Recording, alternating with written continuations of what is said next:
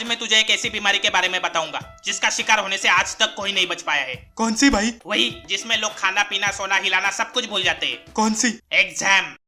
ये फिर शुरू हो गया। अगर ब्लैकमेलिंग इलीगल है तो दुनिया के सारे टीचर को अंदर डाल दो। जैसे ही एग्जाम नजदीक आती है साले इंटरनल काटने के नाम पर ब्लैकमेल करना शुरू कर देते। असाइनमेंट लिख के लाओ नहीं तो इंटरनल काटूंगा। 70% अटेंडेंस चाहिए नहीं तो इंटरनल काटूंगा। रोज मेरा पिछवाड़ा खुजाओ नहीं तो इंटरनल काटूंगा। काटो काटो साले का पिछवाड़ा काट डालो। दुनिया के हर क्लास में एक ऐसा बच्चा होता है जिसकी माँ नहीं तो बाप उसी स्कूल का टीचर होता है और पता नहीं कैसे ये बच्चा हमेशा क्लास में टॉप मार जाता है। कौन बताएगा? मैं हूं ना। नहीं, इसका बाप टीचर है तो इसको होमवर्क माफ, पनिशमेंट माफ, एग्जाम में कॉपी माफ। वैसे क्वेश्चन तो इसको पहले से ही मालूम होंगे। मैं तो बोलता हूँ ऐसे भेजते हो। पैदा होते ही हाथ में डिग्री थमाकर एप्पल की बोर्ड मीटिंग में क्यों नहीं बिठा देते? जैसे ही हम एग्जाम हॉल में एंटर करते दो टकले स्क्वाड नामक प्राणी आते जो हमारी 3rd डिग्री चेकिंग करते। ये क्या है? चाबी है सर। बाहर रख के आओ। ये क्या है? ये वॉलेट है सर। बाहर रख के आओ। और ये क्या है? सर ये तो ऑपरेशन से ही निकलेगा। जैसे ही क्वेश्चन पेपर हाथ में आता है क्लास के कुछ बच्चे ऐसे पेपर लिखना चालू कर देते जैसे सारी किताबें इन्होंने ही लिखी है। इनके मोटे मोटे आंसर्स देखकर ऐसा लगता है ये बनेगा अगला आइंस्टाइन। इसी बीच में एक जानी पहचानी आवाज आती है, सप्लीमेंट।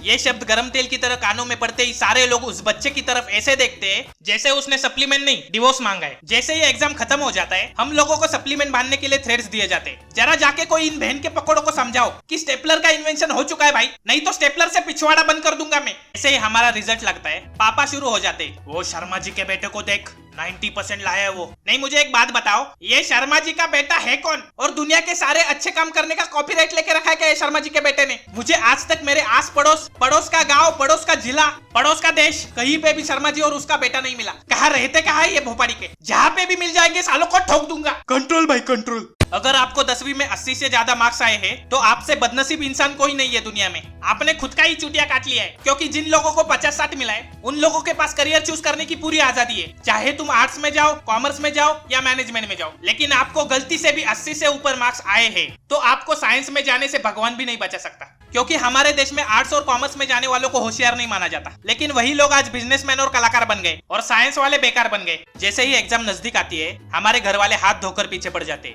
अगर हम 10वीं में है, अभी पढ़ ले बेटा, 10वीं के बाद तो ऐश ही ऐश है। 12वीं में, अभी पढ़ ले बेटा, 12वीं के बाद तो ऐश ही ऐश है। कॉलेज में, अभी पढ़ ले बेटा, ग्रेजुएशन के बाद तो ऐश ही ऐश है। नहीं, कहा ये ऐश? ऐश तो सिर्फ अभिषेक के पास है, हमारे पास तो बाबा जी का ठुल्लू बचा है सिर्फ। साला ऐश ऐश करके घर वालों ने ही धोखा दे दिया। हमारा तो अपनों ने काटा, गैरों में कहा दम था। मेरी टट्टी थी छूटी वहां जहां पानी कम था।